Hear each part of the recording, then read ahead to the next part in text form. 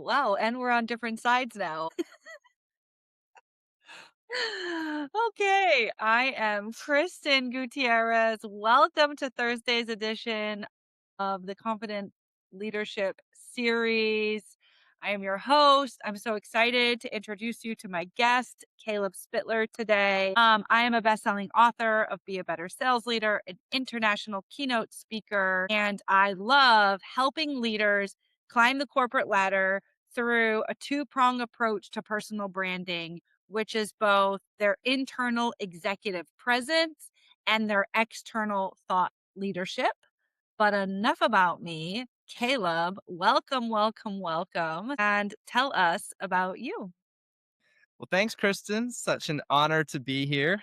And yeah, I love this topic. I love talking about leadership, specifically talking about how we communicate as leaders. I've never considered myself to be the most, the brightest person or the smartest person.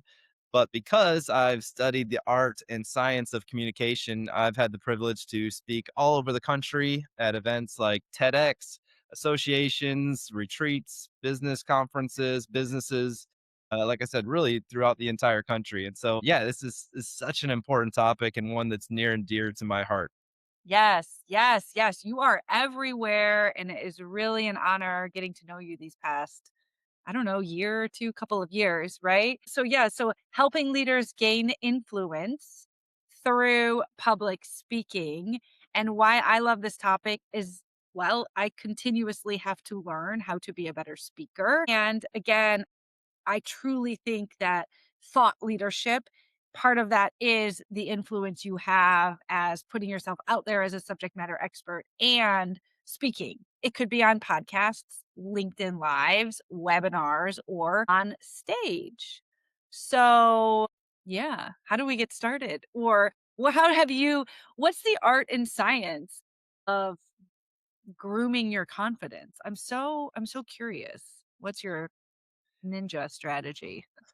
Well, I think taking a step back and even looking at communication in general, I mean, I really believe that communication makes the world go around, whether it's your relationships, your marriage, or your relationship with your kids. Whoever the people that you're surrounded are by, words were probably involved. If things are going well, it was probably due to words. If things aren't going well, words were probably involved, right? Same with our businesses. If we want to increase our influence, the words that you speak are going to be the things that either build up your business or tear down your business. And especially if you're not a one man show, but if you want to have a team around you, are you able to inspire your team? Are you able to, like you and I, we've gotten paid to speak, which is amazing. People pay us thousands of dollars for a 45-minute talk. Or if you want to get your products and services out there, an amazing way to grow your business is by putting yourself out there and speaking. And so, again, I never think of myself as the best speaker in the world, but there are some things that we as leaders can do to become better communicators. And I think the problem is most leaders already think they're pretty good communicators. So most leaders I talk to will say something like, "Yeah, I'm a good public speaker. Just tell me how to get on more stages." And I always want to take a step back with them and say, "Okay, you're a good public speaker, but are you a great public speaker?" Because the secret to getting on more stages is actually being a phenomenal public speaker. Because there's a lot of speakers that are 6 out of 10 speakers or 7 out of 10 speakers, but you really start to separate yourself when you go from being a good communicator to a great communicator. And so that's what I want to dive into today and chat more about. I mean, I'm all ears. I'm like, tell me more. What's the secret sauce? I've seen you speak, right? And I mean, you had a standing ovation. It was it was amazing because I also know, and I can't wait to hear what you have to say, but like part of me and like a lot of conversations you and I have had behind the scenes, it's like practice, practice, practice, practice, practice, practice. I don't want to give it away, but there's got to be a component, just like an athlete, just like Kobe Bryant becoming Kobe Bryant, that you have to practice. And platforms like this are great to practice, podcasts and stages for free or industry conferences, right? Where you write for the day job. But anyway, it's like, how do you refine that? But tell me, let's dive in. I mean, What's Well, yeah, 100%. I mean, you happen to hear potentially one of the better talks that I've given, but I've had way more talks that were meh. There's so many times when I finished a talk, I'm giving let's say a talk in Las Vegas or Albuquerque or wherever, New Orleans. And afterwards, I go to cocktail hour. And because people are nice, they say, "Hey, that was good talk you had there. Some really helpful tips and tricks." And it's like something dies in your soul in that moment when you're like, I just poured my heart out on stage. And here you are saying, some helpful tips and tricks. And I'm like, no, I don't speak for helpful tips and tricks. Like I speak to change the world. I want people to say that was transformational. I'll never think about that subject the same way again. And the yes. beautiful thing about speaking, especially when you're getting paid to speak, is the marketplace tells you. And people can tell you, hey, great job. You're a really good speaker. Again, so many speakers will say, I always get really good feedback after my talk. Well, yeah, because people are nice. Like if I come up to you after your talk, or if you let's say you come up to me after my talk and we're the only two standing there and I just finished a talk, whether or not you think it was a good talk, you're gonna say nice things. Yeah. The way you know if you've truly given a great talk is if people say, "My people need this. What's it gonna take for me to get you to come speak to our people?" Or, "Hey, that was incredible. We're doing another conference here this spring. Would you be willing to come speak to that again?" And so I think the speaking business is so referral based. You if you speak to a room of 3, 4, 500 people, you maybe have 50 other people in the room that have the ability to bring you in. So don't just be a good speaker, be a great speaker, knock their socks off. And you're absolutely right. It just takes putting in the reps, being really honest with yourself that, again, just because you're receiving positive feedback, that's not the standard.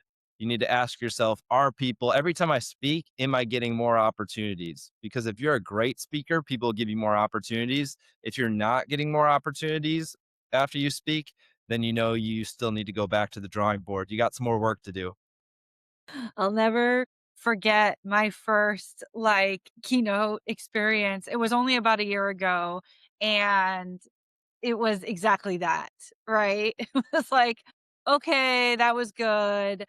And I wasn't in the industry, but a lot of the speakers there were, and it was just a constant uphill battle after I got off stage to try to, like, build those relationships even more because now my talk didn't blow their socks off, and I'm like an outsider because 'cause I'm not in their industry. So, what you're saying there really resonates. Is do you have a frame do you follow a framework, right? Because, that's one thing that I've been trying to learn through a mentor that we both know very near and dear to our heart, where she teaches me how to structure the talk. And that's something for me, like, what is it on stage? Is it your personality, your emotion? Is it your voice, the way you talk? And also, it's got to be part of like how you lay the talk out, right? To really resonate. So, do you have any strategies or tactics on what makes a good talk? So, obviously, okay, good to go from good to great, but like, what Yeah. is Well, let's talk about how you lay out a talk. And this is primarily for a keynote, although it can be used for lots of different types of talks. But I call these the foundational four. They're the four things that you absolutely have to get. There's so many different ways that people can deliver a talk and it can still land. There's so many different ways that you can start a talk and it can still land. But if you don't do these four things, you will destroy your talk. You absolutely, no matter who you are as a speaker, you have to nail these four things. First one, you have to connect them to the problem. So I don't want to listen to you unless I have a problem that you can solve for me. You can be the smartest person in the world on, I don't know, fixing cars or something. And I don't care. If you're saying, hey, this is, my presentation on XYZ, and I don't feel personally connected to that problem, I'm already tuned out. And I think we make the mistake of thinking that we have a captive audience. Oftentimes we don't. We have a they're somewhat interested audience, but we want to increase their desire before we give them the solution. We want to really make them feel the problem. So by the time I finish my intro, I want them on the edge of their seats, saying, "Oh my goodness, stop telling me about the problem. Freaking give me the solution already." And so I want them to know the cost, like the actual financial cost. If they don't implement my solution, I want them to know the pain that they're going to feel of the relational damage if they don't implement my solution. I want them to just feel so much pain if they don't do it and so much pleasure if they do it, that they know the problem before we get into it. So that's number one. You I have love to it. the problem. Yes. Yes, yes, you want them to put their phones away is what I was gonna say, because Yes. we're all on our phones all the time, and maybe Yes. we're taking pictures of you on stage and tweeting them or putting them on X or whatever, right? But, like, nope, then the next notification comes in, and we're like, "I'm tuning Caleb out because it's not interesting." So, yes, define the problem and get us on the edge of our seats. 100%. I was speaking at an event in Las Vegas. There was maybe like, I don't know, 900 seats in the room with maybe 98 people in them. So there was like people scattered across this massive room, not the ideal, scenario to be speaking in. There was maybe more people than that, but uh, they all had their laptops up, they're sending emails. People are walking in and out of the room. We're in Las Vegas. I'm like one of the last speakers. So most of the people are out like drinking and gambling. There's a few people that are like, I'm going to stick out the conference. So it's like in those first 10 minutes, I needed to win them over. Before I was able to even give my talk, I needed to let them know this is a talk worth listening to. And it was really cool because as I kind of got into my intro, I just saw like the laptop shutting around the room and I saw people leaning forward and I saw people start to laugh. And it was like, okay, I got them. I'm not going to move on until I got them and until you can't like start the journey until you say, are we all in the car together? Like, this is where we're going. Let's go somewhere together. So, have to establish the problem. One. Second thing you have to do is you have to establish your credibility. Mhm. So if you are interested and you say, okay, Kristen, I'm on the edge of my seat. I do want to be a better sales leader, but why are you the best person to help me be a better sales leader? And so if you don't have credibility, and this is what we see on social media, everybody's, an expert on everything. And you're like, well, how come I only got 3 likes and, you got 100 likes? He said the same thing. Well, Alex Hormozy has made $100 million. So because he has credibility, he now has the right to bring a solution. So I think establishing the problem and establishing your credibility has to come before you haven't earned the right yet to give them a solution until you've established those two things. I love it. Keep going. What's number 3? Number three, you have to solve a problem for them. And I think this is extremely important we've all been on the webinars where people say, we're going to solve this problem for you. And they just tease you and they Yeah. pitch you their product. And you're like people judge you on your free stuff. So your free stuff better actually create a transformation for them. So let's say that there's 4 or 5 problems that you solve. Like right now for me, I can help you get clarity on your topic. I can help you write your talk. I can help you land a speaking engagement. I can help you deliver your talk and I can help you sell from the stage. So I would break up those 5 problems and I would give a talk on just how to write a great talk. And I'll give you that one for free. So if you attend my whatever event, you can have that one.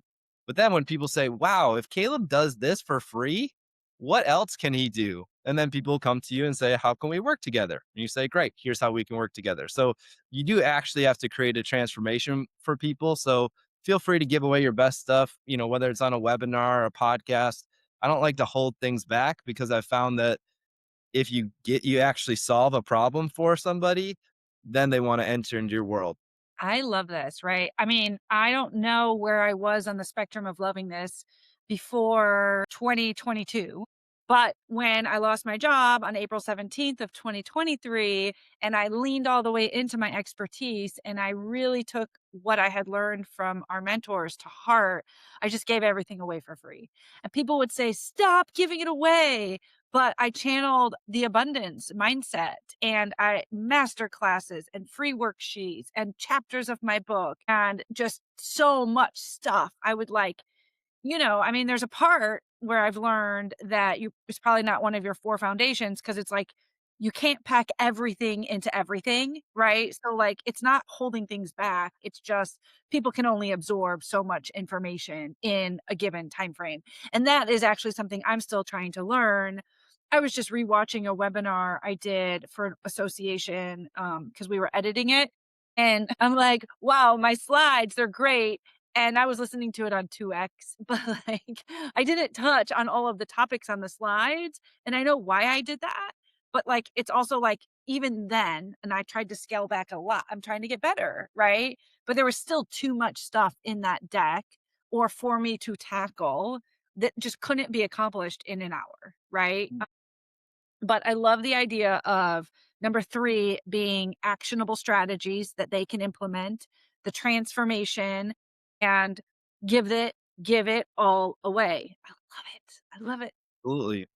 And I think it's way better to go deep on one topic than it is to try to like give them a little taste of all 5 topics. So if you speak on prospecting, closing, follow up, inspiring your sales team, I would encourage speakers out there to break up the problem you solve into 4 or 5 sub problems and say, okay, today we're just going to focus on this one problem. So go deep and really solve prospecting for them.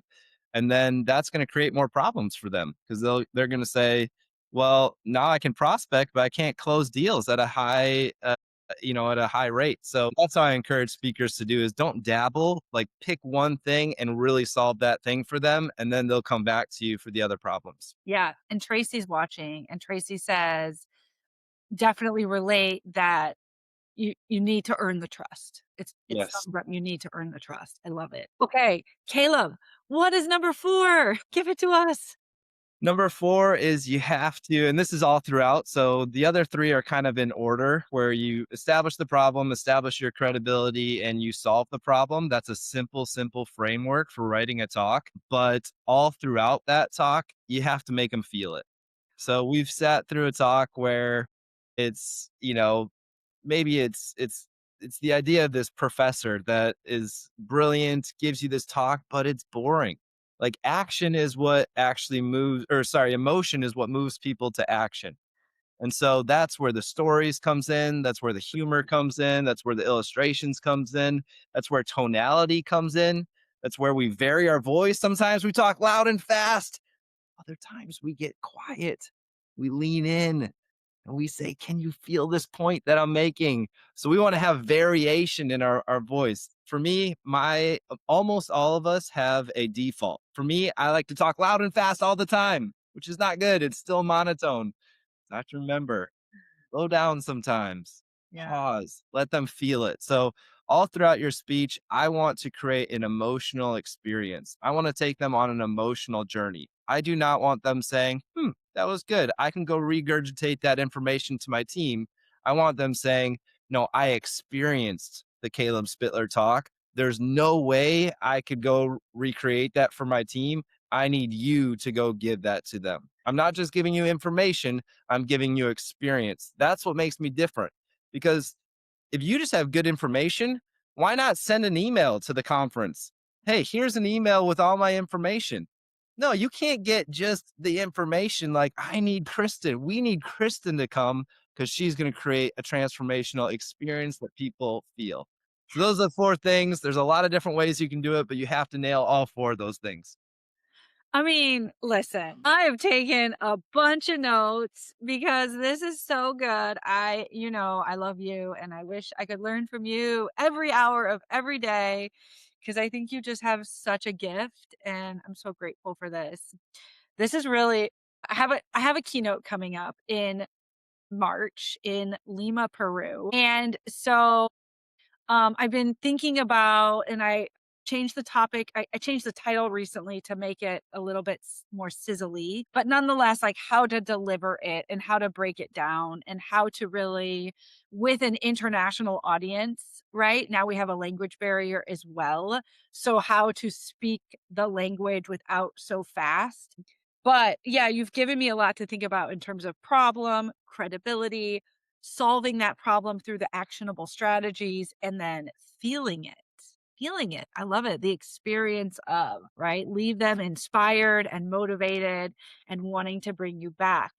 Is there any closing thoughts, or because we're kind of coming out of time due to our technical difficulties at the start.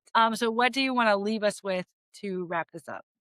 Well, first off, just thank you for your kind words. You're such an inspiring leader yourself, and we've become great friends in that way. Where I love you as well, love everything that you're doing. So it's an honor, it's an inspiration to be connected to you in that way. One quick thing I would say is just all throughout our lives we get these things. So I collect these things in my phone. So I actually have these four categories listed in my phone, and anytime I come across something where I think, wow, that emphasizes the problem, or that emphasizes the solution, or that's a really funny story, how can I tie that in?